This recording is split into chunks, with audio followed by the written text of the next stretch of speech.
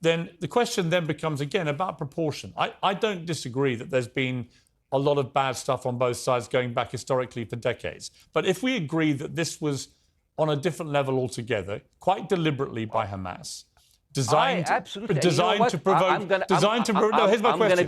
Let me ask you a question. And the question, because you raised it earlier about proportion. I honestly don't know what the proportionate response is. I honestly don't. I don't. I've been watching the airstrikes this week thinking... So what's your question? Well, I would ask you, if you were Israel, what would you... If I was Israel? If you were Israel and that had happened to you, what would you think would be the appropriate way for the country to respond? I would do exactly like Israel did, kill as many people as possible, since the world is letting me do it. I mean, I can do it because I can, you know? But the thing is, you know what? I agree with you. And you know what? I'm going to be even ahead of you, because I see the question coming. Do you condemn Hamas for the atrocity? Yes, I condemn Hamas. I condemn Hamas. I condemn Hamas is the source of all evil. They're a reason for everything. And you know what? Let's, for a minute, imagine a world without Hamas. Right. What will this world look like? Let's give this word a name, and let's name this word the West Bank. Hamas has absolutely no control in the West Bank, and since the beginning of this year, only through August, 37 Palestinian kids were killed. No music festival, no paragliding, no Hamas. Since the occupation of the West Bank, 7,000 Palestinians were killed. No music festival, no paragliding, no Hamas. I can go on and on and on and on. No, but you don't need to, because in a way you're preaching to the choir. I've followed this crisis. Oh no, you're not preaching. So the thing is, like, well, in the sense that I know that what you're saying has validity. Of course, Piers. By the way, Piers. I am at a disadvantage here. I can hear you. I cannot see you. I am in a claustrophobic room, and so please cut me some slack and don't interrupt me and interrupt my point. Sure. So, because this has to be fair. Understand. Because if you want to only hear your opinion, I can just condemn Hamas and go home.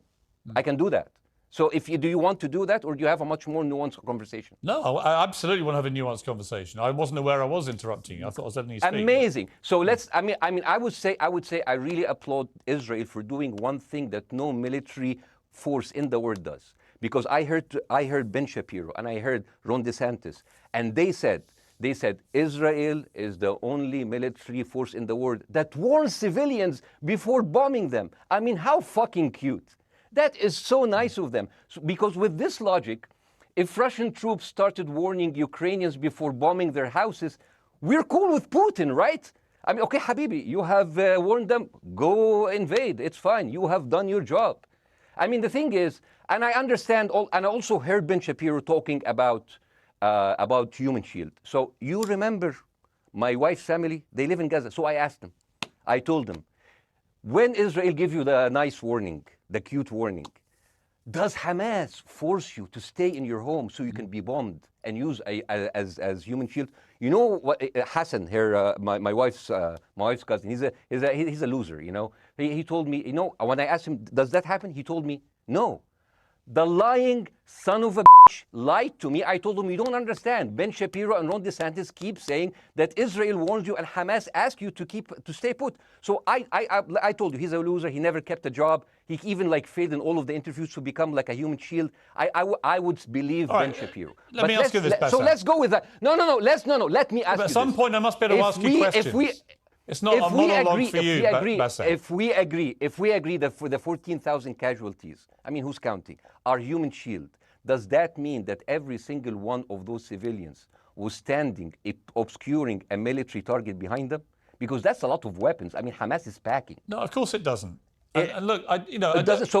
So there's some collateral damage. Lots of collateral damage. Yes. It's fine, yeah. You kill some to save some and then kill some more. Yeah, I agree. Yeah. Well, let me ask you this. Again, it comes back to proportionate response. When the world decided it had to get rid of ISIS because of the appalling butchery they were carrying out, it did so by also killing, very sadly, a lot of civilians along the way by doing airstrikes against places which But killing civilians are inevitable. You said that in the beginning. My point is, it's inevitable. Yeah, but once Israel has decided that they want to get rid of Hamas, and Hamas is embedded with civilian population, I'm very concerned about Yeah. what's going to happen next. I've written a column tonight saying, Yeah, I remember the absolutely. Iraq And the war, thing which is, I opposed, right? I remember all this. So my question for you is, I know. what would you I know. think would be an appropriate response by Israel to what happened?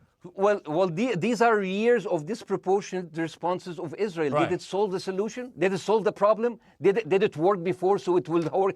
What will be the surprise this time? What will be the twist that will make this work this time? What will be different this time?